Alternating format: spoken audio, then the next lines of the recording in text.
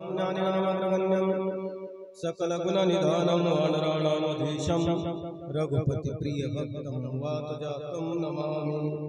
कर्पूरगौरं करुणावतारं संसारसारं भुजगेन्द्रहारं सदा वसन्तं हृदयारविन्दे भवं भवानी सहितं नमामि। भवं भवानी सहितं नमामि।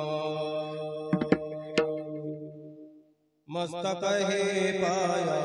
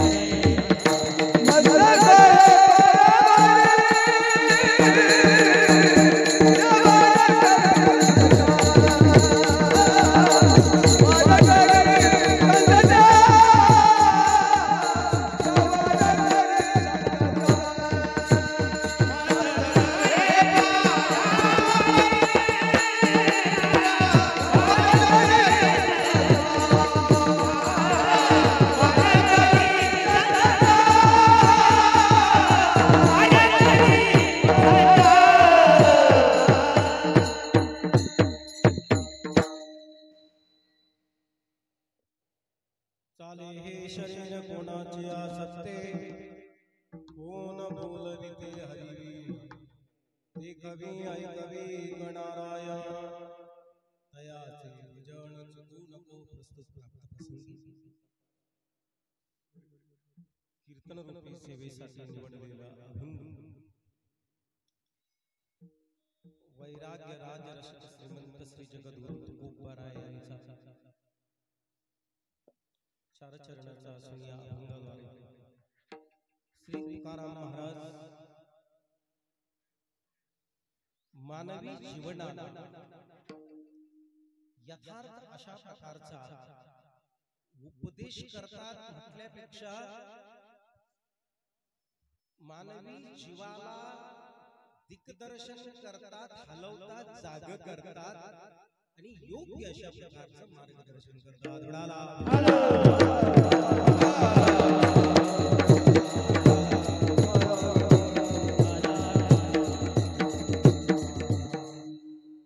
अभंग सरळ आहे, साधा आहे, सोपा आहे, ऐकण्यातला आहे। या अभंगावरती शब्दशः चिंतन करण्यापूर्वी आपण या ठिकाणी सर्व जमलेलो आहोत श्री क्षेत्र सिद्धेश्वर ज्ञानपीठ दिग्रस हिम निमित्ताने आपण या ठिकाणी जमलेलो आहोत। सगळ्यांना ज्ञात आहे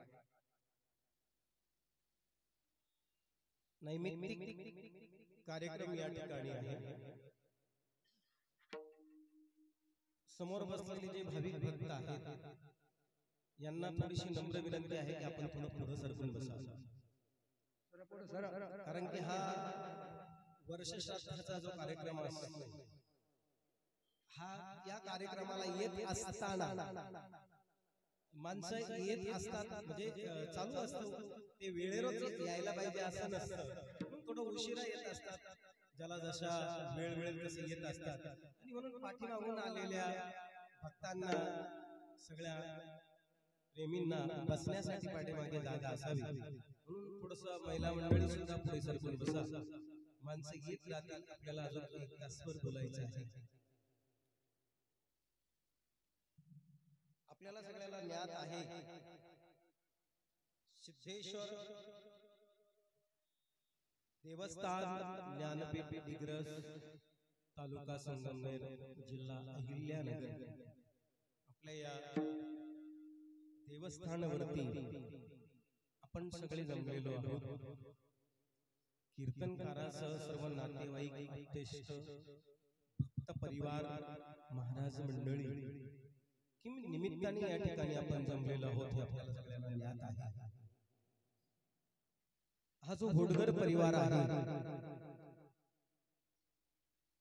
समस्त होडगर परिवारातील प्रथम पुण्यस्मरण ज्यांचं आहे, शिवभक्त कैलासवासी नामदेव भीमाजी होडगर, अर्थात सगळ्यांचे नामदेव तात्या,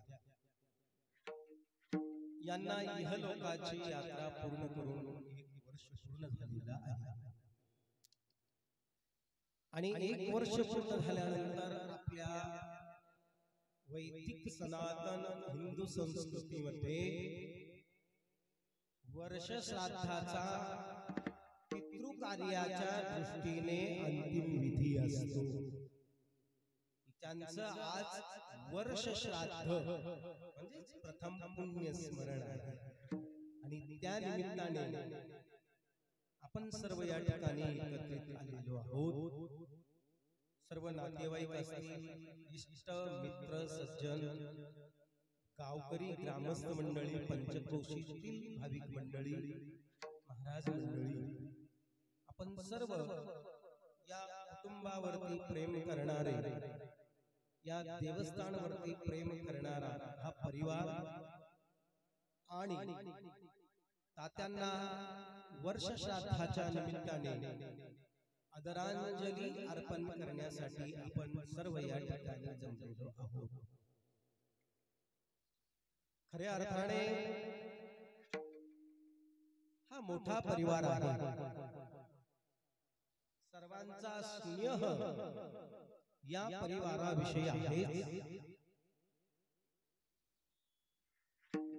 ज्या आईनी, अर्थात आम्हाला सुद्धा त्या आईचं दर्शन झालेलं आहे, कैलासवासी भिकू आई, आईने ज्या मुलांना जन्माला घातलं त्यामध्ये मोठे नाम सगळ्यात मोठे भीमबाबा,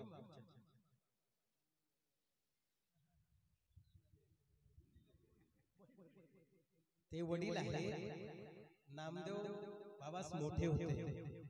नामदेव बाबा, त्याच्यानंतर यादव बाबा, बंधू आणि अजून बंधू, अशा हा परिवार. आणि भिकू आईने यांना चांगल्या अशा प्रकारचे संस्कार देऊन खऱ्या अर्थाने ही जुनी माणसं, आईला काही लिहिता वाचता येत नव्हतं. आपण आजच्या दृष्टीने जर विचार केला, परंतु ही जुनी माणसं धर्माने वागणारी, नीतीने वागणारी, आदराने चालणारी, लहान थोरा मोठ्यांचा मान ठेवणारी आणि अशी नीतिमान माणसं, अशी नीतिमान आई भिकू आई यांच्या कुशीमध्ये जन्माला आलेली भावंड, त्यामध्ये बहिणी आहेत रंगूबाई, हौसाबाई, जनाबाई, नानूबाई, ह्या 4 बहिणी. लक्ष्मण, भागवत, यादव बाबा आणि नामदेव, मोठा हा असा परिवार. मला सगळं माहित नव्हतं, मला आज एवढं सगळं माहिती झालं, कारण की सर्व परिवाराचा सगळा परिचय नव्हता. खरं तर पाहिलं तर 30 वर्ष संबंध या देवस्थानचा सर्व परिवाराचा आहे. आणि असा हा होडगर परिवार. आणि या होडगर परिवारामध्ये शेवट नामदेव बाबा अगदी या ठिकाणी त्यांनाही शिक्षण नव्हतं, परंतु भगवान परमात्म्याची सेवा त्यांनी खूप सुंदर अशा प्रकारची केली. सेवेचं ज्ञान असेल नसेल परंतु या ठिकाणी निदर्शनास आल्यानंतर आपल्या शरीराने भावानी जे मांडलेलं देवस्थान आहे, हा जो भगवान नाथांचा मिळालेला परिवाराला प्रसाद आणि हा मिळालेला प्रसाद त्याला भरभरून साथ देऊन या ठिकाणी त्यांनी जन्मभर शेवटपर्यंत स्वच्छतेची पडेल ती सेवा केली आणि सेवेचा परिणाम आपल्याला सगळ्यांना माहिती आहे. शरीर तर सगळ्यांना सोडावं लागतं. रामकृष्णाधिकांना सुद्धा शरीर सोडावं लागलं. शरीर हे कुणालाही घेऊन जाता येत नाही. एक आपला जगद्गुरु तुकोबाराय जर सोडले तर या विश्वाचा इतिहास, त्रैलोक्याचा इतिहास आणि त्रैलोक्याच्या इतिहासामध्ये पुराणामध्ये जगद्गुरु तुकोबाराय जर सोडले तर आतापर्यंत देव दानव मानवांना सुद्धा आपलं शरीर या पंचमहाभूतामध्ये विलीन करावं लागलं.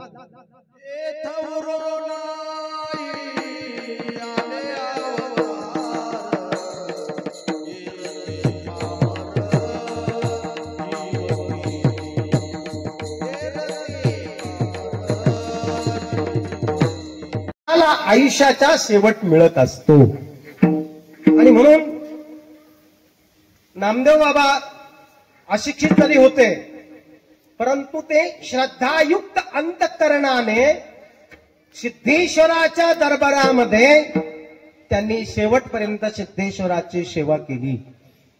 सगळ्यांनीच केली. अर्थात भिकुआई असेल, यादव बाबा असतील, बाकीच्यांना मी बघितलं नाही, परंतु सगळ्यांनी हा परिवार आहे सगळ्यांनी सेवा केली. आणि एक दिवस अल्पशा आजाराने 1 वर्षापूर्वी देवशयनी एकादशीला, आपल्याला माहिती असलेली आषाढी एकादशी आणि हिला शास्त्रीय भाषेमध्ये देवशयनी एकादशी म्हटल्या जातं. आषाढी देवशयनी आणि कार्तिकामधली देव उत्थान एकादशी. म्हणून आजपासून, अर्थात आजपासून म्हणजे पौर्णिमेपासून चातुर्मास्य सुरुवातम, चातुर्मासाला सुरुवात होते आणि ज्ञानोबाच्या कार्तिकी एकादशीला चातुर्मासाची काय होते, समाप्ती होते. आज देवशयनी एकादशी आहे आणि या देवशयनी एकादशीला अर्थात भगवान पंढरीश परमात्मा या एकादशीला शयन करतात आणि त्या एकादशीला शिवभक्त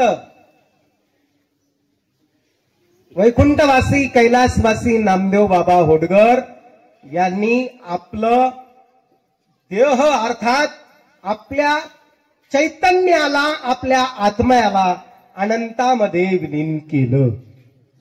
भगवान परमात्म्यामध्ये या एकादशीला नामदेव बाबा अनंतामध्ये विलीन झाले. ही एक विशेष घटना आहे आणि या घटनेची नोंद ही भक्तीद्वारे आणि कर्माद्वारे घेतली जाते. अर्थात जीवनभर त्यांनी भगवान परमात्म्याची सेवा केली आणि परमात्म्याने त्यांना आपल्यामध्ये आषाढी एकादशीला विलीन करून घेतलं. आज त्यांचं प्रथम पुण्यस्मरण आहे आणि हरिभक्तीपरायण रामभाऊ अमृता पारखे अर्थात त्यांचे ते जावई बाबा आज या ठिकाणी उपस्थित आहेत. त्यांचे मेहुणे प्राध्यापक हरिभक्तीपरायण पोपट महाराज पारखे असतील, अण्णासाहेब पारखे असतील, बाळासाहेब पारखे असतील आणि हा सर्व पारखे आणि होडगर परिवाराचा ऋणानुबंध संबंध सर्व या ठिकाणी उपस्थित आहेत. त्याचप्रमाणे या ठिकाणी या वर्षश्राद्धाच्या कार्यक्रमासाठी आवर्जून उपस्थित असलेले सिद्धेश्वरावरती नितांत प्रेम आणि श्रद्धायुक्त अंतःकरणाने सेवा करणारे जीवस्य कंठस्य गुरुबंधू हरिभक्तीपरायण परम पूजनीय आदरणीय विजयजी महाराज कुहिले महाराजही या ठिकाणी टाळ घेऊन आज उपस्थित आहेत. बाकी सर्व विनेकरी मावशी, गजानन महाराज रुपणर आणि आमचे वयोवृद्ध तपवृद्ध रुपणर बाबा आणि बाकी सगळ्यांचे नामनिर्देश माझ्याकडनं अज्ञानामुळे होणार नाही, परंतु हा सर्व ग्रामस्थ पंचक्रोशीतील भजनी मंडळी आणि आमचे फतियाबादचे दत्तोपंतांचंही खूप दिवसाने दर्शन आज या ठिकाणी झालेलं आहे. पंचक्रोशीतून आलेले सर्व दिग्रस, मालुंजा, अंबोरा, बुवाजी बाबा देवस्थान दिग्रस यांची ही उपस्थिती आज पुणे बसलेले का? बरं बरं. बाबाही या ठिकाणी बसलेले आहे, आदरणीय बाबा, बुवाजी बाबा. त्याचप्रमाणे तुम्ही सर्व श्रोते मंडळी, नातेवाईक, आप्तेष्ट, माता वर्ग, भगिनी वर्ग, बहुसंख्येने आपण त्यांना शेवटची आदरांजली देण्यासाठी आणि आमचे अत्यंत सुंदर अशा प्रकारचे मृदंग वादक भागवत बुवा, भागवत महाराज रुपणर यांचीही अर्थात सुंदर अशा प्रकारची उपस्थिती या ठिकाणी लाभलेली आहे आणि ज्यांच्यामुळे छोटासा आवाज मोठा करून आपल्यापर्यंत येतो. ही साऊंड सर्व्हिस कुठली आहे? अंबोरा, हळनोर ही साऊंड सर्व्हिस, यांनाही धन्यवाद. तुम्ही या ठिकाणी आपण सर्व खेळीमेळीच्या वातावरणामध्ये मिळालेल्या वेळामध्ये या ठिकाणी तात्यांना आपण भगवत चिंतन रूपी आदरांजली समर्पित करणार आहोत. आणि हा कार्यक्रमाचं जे आयोजन आहे, खऱ्या अर्थाने ही पिढी संपली. भिकू आई गेल्या, नामदेव बाबा गेले, यादव बाबा गेले. आता त्यानंतर त्यांचा जो राहिलेला परिवार आहे, हा जो वसा ज्यांच्याकडे आला, भक्तीचा वसा, सिद्धेश्वराची भक्ती, हा वसा ज्यांच्याकडे आला, ते हरिभक्तीपरायण आदरणीय शिवभक्त लक्ष्मण बाबा होडगर हे नामदेव बाबांचे चिरंजीव आहे आणि शिवभक्त गंगाधर बाबा, यादव बाबा होडगर, अर्थात हे दोन्ही बंधू हा जो सगळा संस्थांचा कारभार आहे मोठ्या उत्साहाने आणि प्रयत्नाने पुढे चालवतात. त्यांच्या पाठीमागे असलेला परिवार गंगा भागीरथी अर्थात सुलोचना अक्का, सुलोचना नामदेव होडगर पत्नी, त्यानंतर सौ वंदना लक्ष्मण होडगर सुनबाई, गंगा भागीरथी रंगूबाई बाबूराव कुदनर, गंगा भागीरथी नानूबाई रमेश खताळ, सौ जयश्री संदीप रेशमाळे, सौ शीतल संदीप थोरात, सौ नंदा संजय उघडे, सौ श्री रोहन गंगाधर होडगर, असा हा सर्व परिवार. त्याचप्रमाणे सौ आशा गंगाधर होडगर, सौ हौसाबाई किसन उघडे, सौ जनाबाई जगन्नाथ महानोर, सौ मंदा विजय शेंडगे, सौ सारिका भाऊसाहेब महानोर, कुमारी अक्षदा लक्ष्मण होडगर, चिरंजीव आदेश लक्ष्मण होडगर, चिरंजीव वैष्णव गंगाधर होडगर. हा खूप मोठा अशा प्रकारचा हा होडगर परिवार आणि या परिवारावरती खऱ्या अर्थाने पितृछत्र हरपलेलं आहे आणि हे हरपलेलं पितृछत्र आता पुन्हाही कधीही त्यांना न प्राप्त होणार आहे. परंतु हा कलीचा काल असल्यामुळे या कलीच्या कालामध्ये या गोष्टीला धैर्याने सामोरं जावं लागतं.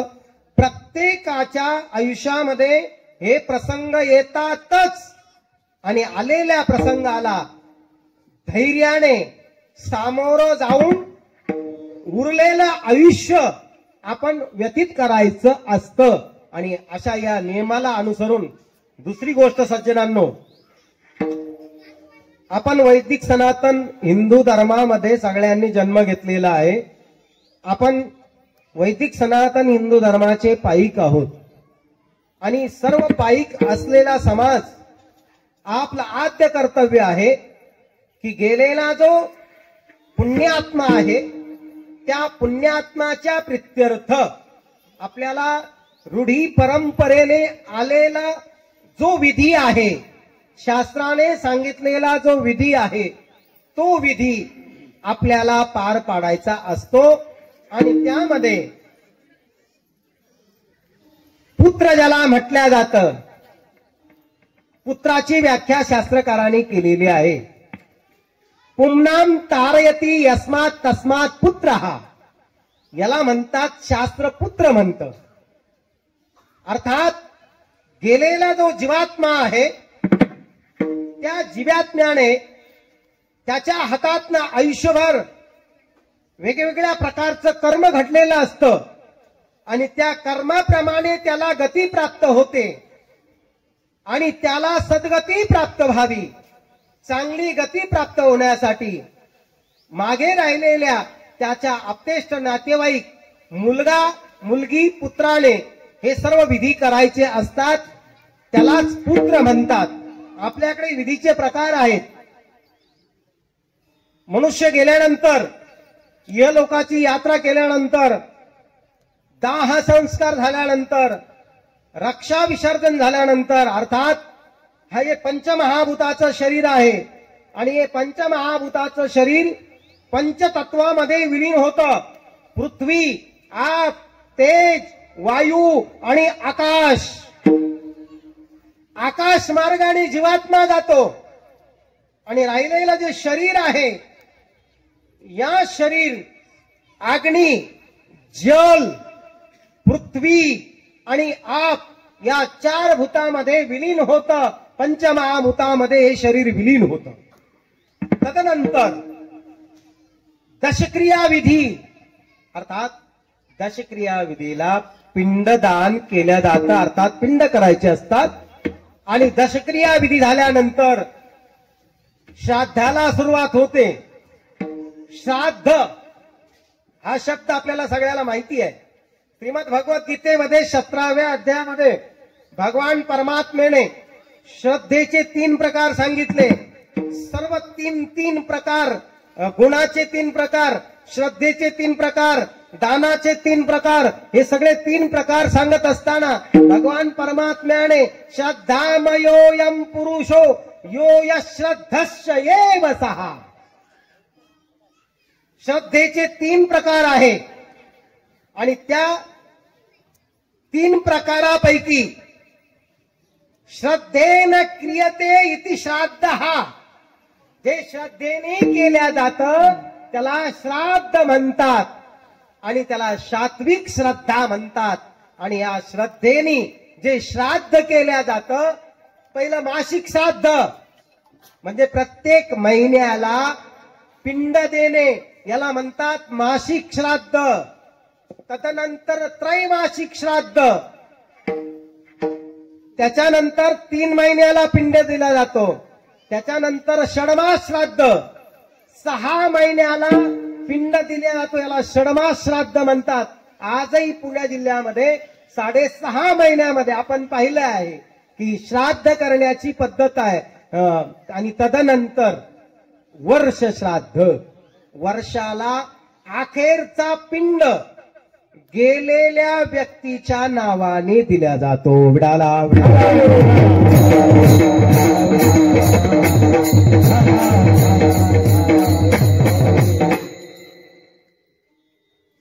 मी अभंगाच्या शब्दशः चिंतनापूर्वी जो प्रसंग आहे, ज्या प्रसंगामुळे आपण जमलेलो आहोत, त्या प्रसंगाला मी स्पर्श करतो आहे. सज्जनांनो,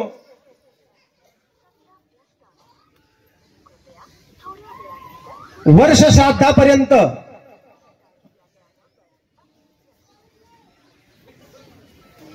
शरीर जातं, म्हणजे शरीर नष्ट होतं, जीवात्मा जातो. आपण काय म्हणतो, जीव गेला. जीव मेला म्हणण्याची पद्धत आहे का जीव गेला म्हणण्याची पद्धत आहे? गंधावाले काय, गेला. गती म्हणजे जाण्याची क्रिया घडते, याचा अर्थ जीव गेला. जीव मेला नाही. आणि गेलेला जो जीवात्मा आहे याचा प्रवास चालू होतो. प्रवास आपण कधी गरुड पुराण वाचला असेल, ऐकला असेल. आणि प्रवास चालू झाल्यानंतर अवकाशामध्ये गेलेल्या जीवात्म्याचा प्रवास चालू होतो. आणि ज्या ज्या वेळेला आपण पिंड देतो त्यावेळेला ते पिंड ग्रहण करण्यासाठी जीवात्मा ते पिंड ग्रहण करतो आणि वर्षभर अवकाशामध्ये भ्रमण करतो आणि वर्षभर अवकाशामध्ये भ्रमण केल्यानंतर वर्ष श्राद्धाचं अखेरचं पिंड त्याला अर्पण तर्पण केलं, याला तर्पण विधी म्हणतात. आणि विशेष विधी आहे, जो कोणी जीवात्मा एकादशीच्या दिवशी देह ठेवतो त्याच्याविषयी तर्पण नावाचा विधी केला जातो. तर्पण नावाचा विधी तुम्हा मला माहिती नाही. तर्पण नावाचा विधी जो आहे, तर्पण नावाचा विधी फक्त एकादशीला ज्याचं देहावसन झालेलं आहे त्याच्यासाठी ब्राह्मणाला विचारून ब्राह्मणाच्या द्वारा तर्पण नावाचा विधी हा एकादशीच्या दिवशी करावा लागतो. आमचे मातोश्री म्हणजे माझ्या आई मातोश्रीला एकादशीच्या दिवशी अर्थात देह ठेवलेला असल्यामुळे एकादशीला तर्पण नावाचा विधी केला जातो. म्हणून तर्पण आणि अर्पण अर्थात पिंड अर्पण करावे लागतात आणि पिंड अर्पण केल्यानंतर वर्ष श्राद्धानंतर तो जो जीव चैतन्य आहे, तो जीव चैतन्य आपल्याकडे असलेल्या कर्माधर्माप्रमाणे त्याला गती प्राप्त होते. तोपर्यंत गती प्राप्त होत नाही. म्हणून आपल्याकडे वर्ष श्राद्ध करण्याची शास्त्र आहे, परंपरा आहे, रूढी आहे, तुम्ही काहीही म्हणा, पण ते वर्ष श्राद्ध करावं लागतं, केलं पाहिजे. म्हटले का केलं पाहिजे? तो तर गेला, जो जीवात्मा गेला, शरीर गेलं. आमचं असं आहे, आम्हाला जे दिसतं त्याला आम्ही खरं मानतो. जे दिसत नाही, आमच्या डोळ्याला जे दिसत नाही त्याला आम्ही खरं मानत नाही. काही माणसं म्हणतात गेला, 2 चिमट्या राग झाली, आता काय राहिलं, आता परत काही करायची गरज, असे काही सुशिक्षित लोक, शिकलेले लोक म्हणतात. म्हणजे शिकलेले म्हणजे कोण? जे अर्धवट शिकलेले आहेत ते. जे पूर्ण शिकलेले आहेत त्यांना या सगळ्या गोष्टी मान्य आहेत, पण अर्धवट शिकलेल्या लोकांना शंका येते. म्हटले का करायचं आहे? त्याचं कारण आहे, आपण मागे असलेला जो परिवार आहे त्याचे जे वंशज आहे, या वंशजाचं कर्तव्य आहे, आपल्याला पितृलोक मान्य आहे, स्वर्गलोक मान्य आहे. स्वर्ग मान्य आहे, पितृलोक मान्य आहे. श्रीमद भगवद्गीतेमध्ये 2ऱ्या अध्यायामध्ये पितृलोकाचं वर्णन आलेलं आहे. अर्जुन भगवान श्रीकृष्णाला म्हणतो, पतंती पितरो हे चाम लप्त पिंडोदक क्रिया. देवा, मी जर यांना मारलं तर माझे सगळे पित्र नरकात जातील. म्हणजे पितृलोक जो आहे, आर्यमा नावाचा पितृलोकाचा प्रमुख आहे.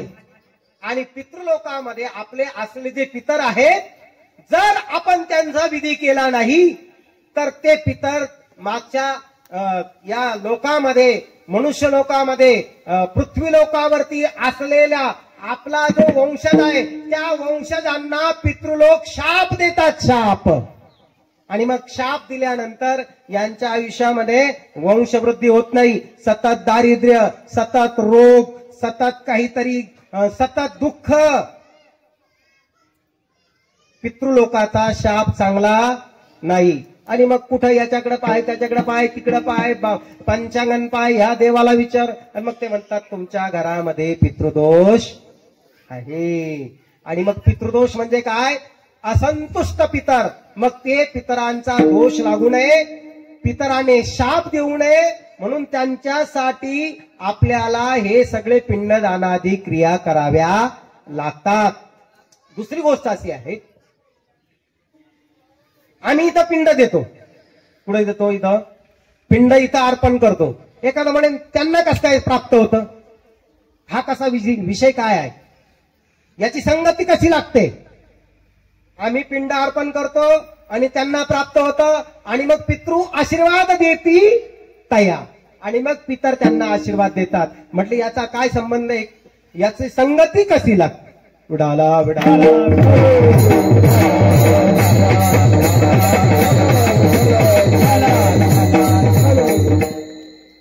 थोडं लक्ष देऊन ऐका, तुमच्या लक्षात येईल. आपण हा आपल्याला देह दिला, आई वडिलाच्या द्वारा आपल्याला देह मिळाला. आई वडिलाचे आपल्यावर भरपूर उपकार आहेत, अर्थात ऋण आहे. याला काय म्हणतात शास्त्रामध्ये? ऋण. मग ऋणाचे प्रकार आहे. एक शास्त्र ऋण, पहिलं देवाचं ऋण, त्याच्यानंतर शास्त्राचं ऋण, त्याच्यानंतर ऋषीचं ऋण आणि त्याच्यानंतर पितराचं ऋण. एवढे ऋण आपल्याला फेडावे लागतात. बाकी तुम्ही घेतलेले व्यवहाराचं ऋण वेगळं. तुम्ही काय ऋण घेतला असेल कोणाकडनं, बँकेतनं व्याजानं, कोणाचं काय दिले असतील नसतील दिले, कोणाला चाटा थापा मारले असतील, ते ऋण वेगळं. पण देवाचं ऋण आपल्यावरती आहे. देवाचं ऋण आपल्यावर असल्यामुळे आपण देवाचं भजन केलं पाहिजे. जेने हा जीव दिला दान, जेने हा जीव दिला दान,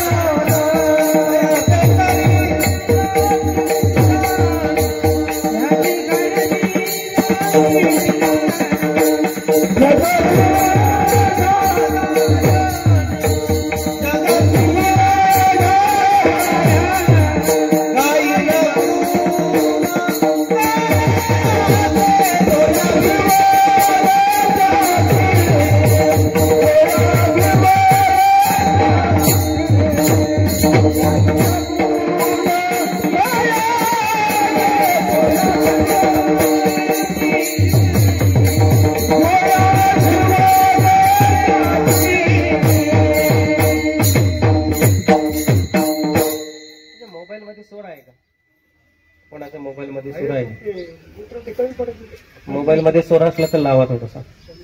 जेने हा जीव दिला दान, तयाचे करीन चिंतन, जगत जीवन नारायण गायीन गुण तयाचे, जो या भिवरेच्या तिरी. त्याचं ऋण आहे. त्याच्यानंतर ऋषीचे ऋण आहे. ऋषी म्हणजे जे आपले संत महात्मे होऊन गेले, व्यास महर्षी, याज्ञवल्क्य, हे जे ऋषी, मार्कंडे, जेवढे ऋषी होऊन गेले. त्याच्यानंतर ज्ञानोबा, असं राहू दे थोडासा बारीक आवाज, राहू दे चालू राहू थोडं, असं का? बरोबर. ज्ञानोबा, तुकोबा, सावतोबा, अर्थात जे ऋषी होऊन गेले, जे महापुरुष होऊन गेले, छत्रपती शिवाजी महाराज असतील, अहिल्यादेवी होळकर असतील, जेवढे जेवढे काही ज्यांनी हा समाज जगवला,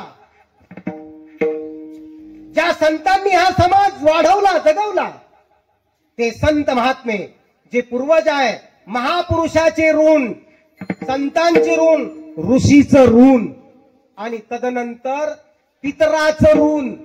आपले जे पितर आहेत, हे पितराचं ऋण फेडावं लागतं.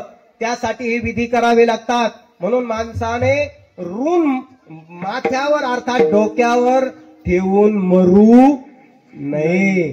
माणसाने ऋणातून मुक्त व्हावं आणि ऋणातून मुक्त होण्यासाठी हा वर्ष श्राद्धादी कार्यक्रम आहे. विडाला विडाला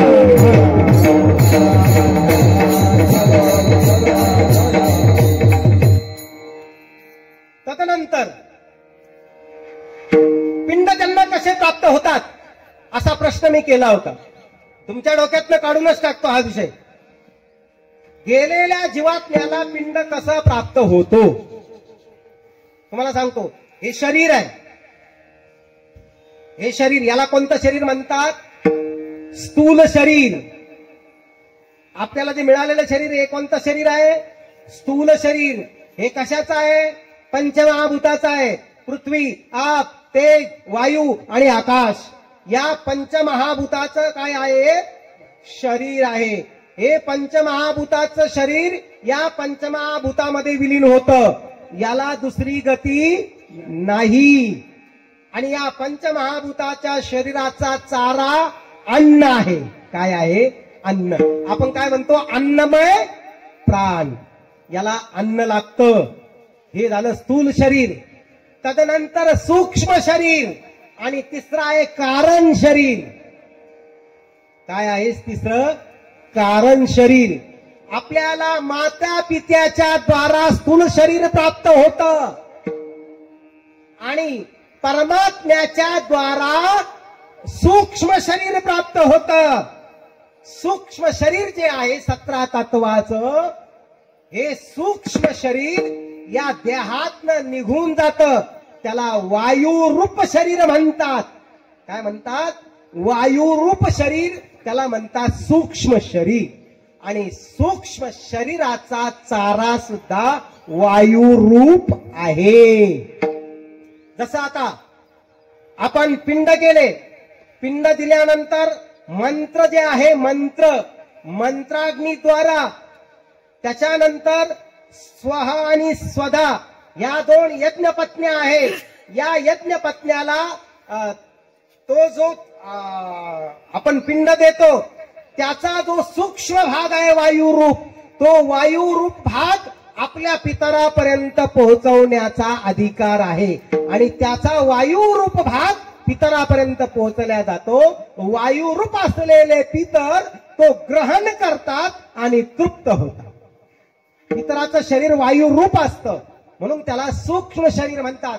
आणि तिसरं जे कारण शरीर आहे, कारण शरीर हे ब्रह्मामध्ये विलीन होत असतं. त्याचा चारा ब्रह्मज्ञानच आहे.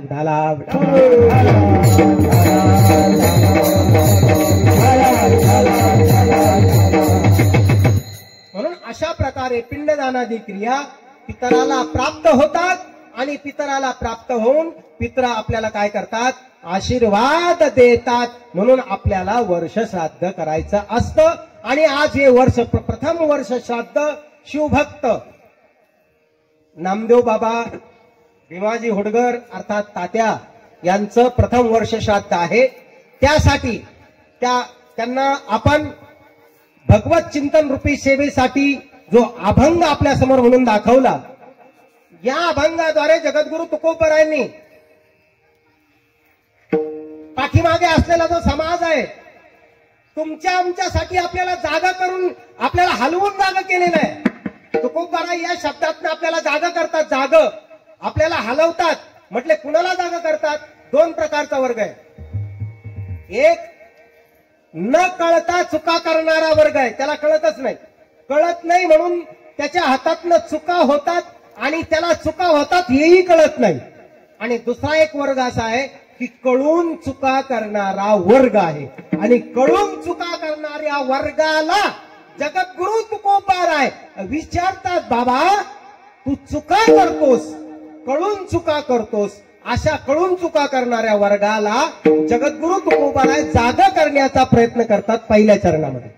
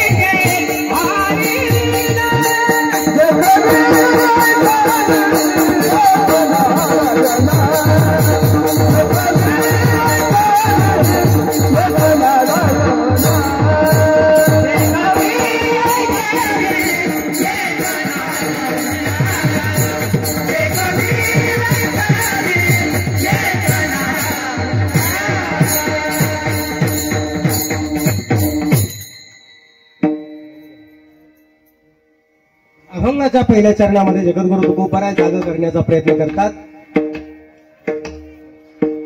मी तुम्हाला पहिल्यांदा 2 वाक्य सांगितले. या समाजामध्ये 2 प्रकारचे वर्ग आहेत. एक ज्याला कळत नाही कळून चुका करणारा वर्ग आहे, आणि आपण पाहतो चुकणारा जीवात्मा, कधीच न चुकणारा परमात्मा, आणि चुकलेल्या जीवाला सन्मार्गाला लावणारे संत मंडळ, हे 3 प्रकारचे वर्ग. आपण खरं तर पाहिलं तर मनुष्य हा चुकीचाच पुतळा आहे. माणसाच्या हातातनं चुका होतच राहतात. नाही चुकला म्हणूनच जीव झाला, फक्त काय चुकतं हे कळत नाही. आपल्याला काय चुकतं हे कळत नाही. काय मी चुकलो गा मागेने नवेची काही, न कळेची पाप पुण्य तो मजा आठव नाही. या मज जीवदान संत मानुभव काय मी चुकलो गा. काय चुकतं हे कळत नाही, पण चुकणारा जीवात्मा आहे. आपण सतत चुकतो, परमात्मा कधी चुकत नाही. आपल्याला असं वाटतं की परमात्मा चुकतो, देव चुकतो, देवाला काही कळत नाही, देवाला आमचं बरं दिसत नाही, त्याचं काय आम्ही काय खाल्लं, त्याचं काय केलं, हे सगळं बोलणं जे आहे हे सगळं चुकीचं आहे. देव कधी चुकत नाही, देवाला काही घेणं देणं नाही, कारण की भगवान परमात्मा न चुकणारा आहे. आणि तो जर चुकला असता तर त्याला कोणी देव म्हटलं नसतं. असा न चुकणारा परमात्मा, चुकणारा जीव आणि चुकलेल्या जीवाला यथायोग्य वाटेला लावणारे संत मंडळी. विडाला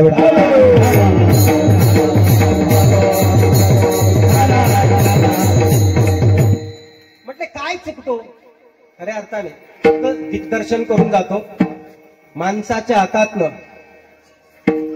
धर्माची चूक होऊ नये, माणसाच्या हातातनं नीतीची चूक होऊ नये, भक्ती क्षेत्रातली चूक होऊ नये, धर्मक्षेत्रातली चूक होऊ नये, आणि नीतीच्या क्षेत्रातली चूक होऊ नये. धर्मक्षेत्रामध्ये आपण जागा असलं पाहिजे, नीती क्षेत्रामध्ये नीतिमत्ता जागी असली पाहिजे, आणि भक्ती क्षेत्रामध्ये माणसांना जागा असलं पाहिजे. अशा प्रकारच्या चुका या माणसाच्या हातातनं होतात. म्हणून चुका करणाऱ्या जीवांना, चुका करणाऱ्या जीवात्म्याला जगद्गुरु तुकोबाराय म्हणतात, चाले हे शरीर कोणाची आसक्ते. अनिल शेठ ओम नमः शिवाय. नाही मला दिसले पाहिजे. चाले हे शरीर, आपल्याला जीवात्मा, माणसाने धर्मक्षेत्रातली चूक होऊ देऊ नये, माणसाने धर्माप्रमाणे वागावं. जीव गेला तरी चालेल, 18 दिवस हालहाल करून आपला जीवात्मा संपवला, पण आपला धर्म बदलला नाही. याला म्हणतात धर्मक्षेत्रातली चूक आपल्या हातातनं होता कामा नाही. कोण असेल तर धर्मवीर छत्रपती संभाजी महाराज 18 दिवस हालहाल करून आपलं शरीर संपवलं, पण धर्म बुडू दिला नाही. म्हणून धर्मक्षेत्रातली चूक होता कामा नये. धर्मासाठी प्राण गेला तरी चालेल, पण मागे हटायचं नाही. धर्मक्षेत्रातली चूक, नीती क्षेत्रातली चूक, नीती क्षेत्रातली चूक चालता चालता होते, कधी आपल्या हातात चूक होते कळत नाही. छत्रपती शिवाजी महाराजांच्या काळामध्ये दादोजी चालत असताना, जात असताना सुंदर अशा प्रकारचा आंबा दिसला, आणि खाली पडलेला आंबा घेतला आणि खिशात घातला. नंतर कळालं आंबा आपला नाहीये, आंबराई आपली नाही. मालकाला न विचारता आंबा घेतला. छत्रपती राजांकडे गेले आणि राजांना विनंती केली. म्हटले महाराज माझ्या हातातनं चूक झाली. म्हटले काय चूक झाली. म्हटले न विचारता आंबा खिशात घातला. म्हटले अहो चला आपलंच राज्य आहे. नाही म्हटले शिक्षा झालीच पाहिजे.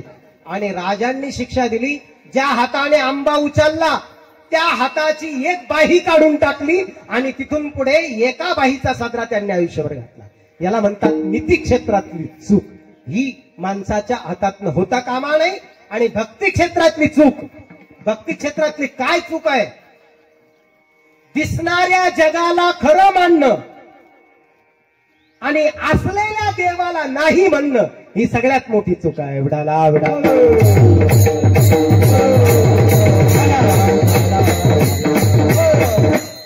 आपला जे नाहीये त्याला आहे म्हणतो, जे आहे त्याला आपण नाही म्हणतो. जो आहे त्याला नाही म्हणतो आणि जे नाहीये, जे संपणार आहे त्याला म्हणतात आहे.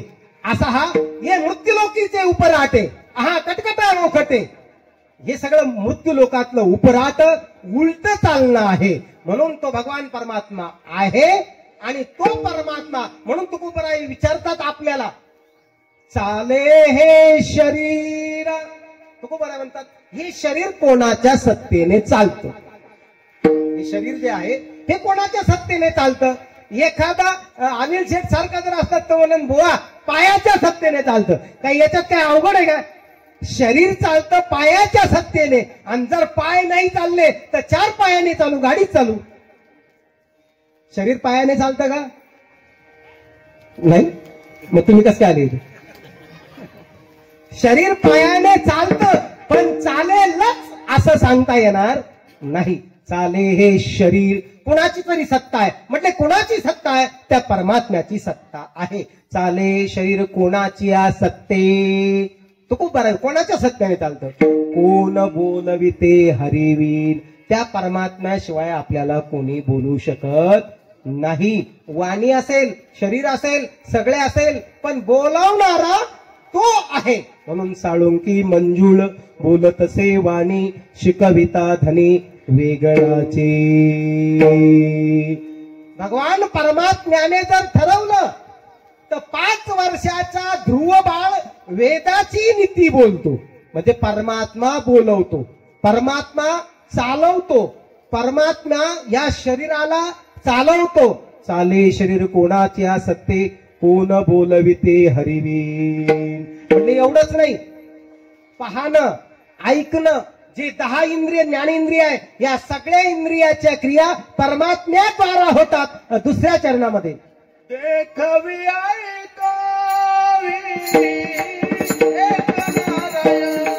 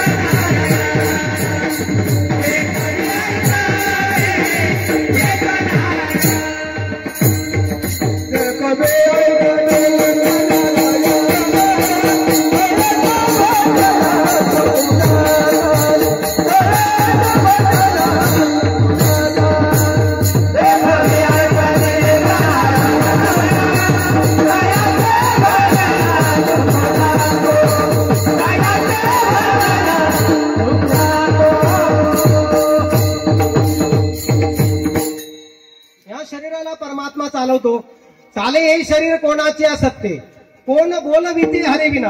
परमात्मा बोलवतो, परमात्मा चालवतो, परमात्मा दाखवतो, परमात्मा ऐकवतो. देखवी ऐकवी एक नारायण. म्हटलं हा सगळ्या क्रिया परमात्मा करतो. आणि म्हणून काय करतो, आपल्याला सांगतात बाबा तुझं सगळं चलन वलन परमात्मा करतो, तू विसरू नको. तुझं चलन वलन धन करत नाही, संपत्ती करत नाही, सत्ता करत नाही, कोणी राजा करत नाही, देशीचा राजा चौधरी करत नाही, तर सगळं चलन वलन परमात्मा करतो. म्हणून त्याचं भजन करा असं जगद्गुरु तुकोबाराय आपल्याला सगळ्याला सांगतात. आज ज्या परमात्म्याची एकादशी आहे अर्थात देवशयनी एकादशी, तयाचे भजन चुकू नको. विठ्ठल विठ्ठल विठ्ठला हरी ओ विठ्ठला, विठ्ठल विठ्ठल विठ्ठला हरी ओ विठ्ठला, हरी ओ विठ्ठला, हरी ओ विठ्ठला, हरी ओ विठ्ठला, हरी ओ विठ्ठला, विठ्ठल विठ्ठल विठ्ठला हरी ओ विठ्ठला, विठ्ठल विठ्ठल विठ्ठला हरी ओ विठ्ठल,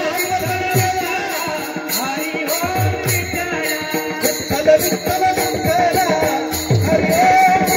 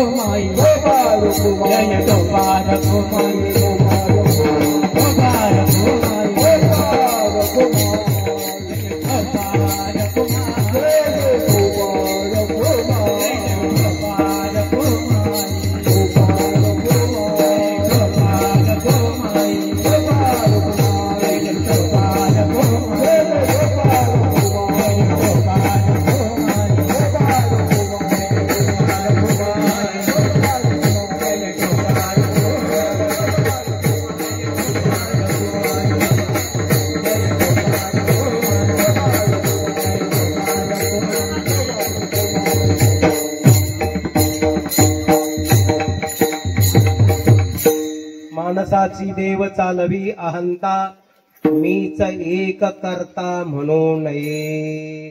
तुकोबाराय म्हणतात दादांनो, भगवान परमात्मा आपली अहंता चालवतो. मी मी मी मी मी मी बकरीसारखं करत जाऊ नका. म्या केलं मी आहे म्हणून चाललंय, मी आहे म्हणून तुमचं बरे, नाही तर तुम्हाला कोण विचारतं तुम्ही अरे अन्नाला महाग झाले असं काही करू नका. तुकोबाराय म्हणतात मनुष्याची देव चालवी अहंता, मीच एक करता म्हणून. मीच एक कोणी करता आहे असं म्हणू नका. अर्जुनाला असंच वाटत होतं. अर्जुनाला वाटलं या सगळ्यांना मीच मारलं. पांडवाला असं वाटलं आम्हीच मारलं. भगवान श्रीकृष्ण फार हुशार होते. भगवान श्रीकृष्णाने महाभारती युद्ध सुरू व्हायच्या अगोदर बर्बरिकाचं मुंडकं उडवलं आणि एका डोंगरावर ठेवलेलं होतं. बर्बरिकाने म्हटलं, देवा मला युद्ध पाहायचंय. मग कृष्ण म्हणाला, अरे अर्जुना, तुम्ही म्हणता मी मारले, हा म्हणतो म्या मारले, तो म्हणतो म्या, भीम म्हणतो मी याला मारलं. म्हटले साक्षी कोण आहे तुम्हाला? म्हटले आम्हाला काय. चला म्हटले बर्बरिकाला विचार. आणि मग बर्बरिकाला विचारलं. मग बर्बरिकाने सांगितलं, देवा मला काहीच दिसलं नाही. संपूर्ण रणक्षेत्रामध्ये एक शक्ती सुदर्शन चक्र घेऊन सगळ्यांच्या अर्थात शिरावरती फिरत होती. एवढंच एक दिसलं. सगळे सुदर्शन चक्राने केलं आणि तह पांडवांचा गर्भगरीत झाला. मीच एक करता म्हणून वृक्षाचे हे पान हले ज्याची सत्ता राहिली अहंता मग गोटे. आणि तो भगवान परमात्मा सर्व ठिकाणी भरलेला आहे, ओतप्रोत भरलेला आहे. तू कमने विठो भरला सबाय, तू कमने विठो भरला सबाय, तू कमने विठो भरला सबाय, तू कमने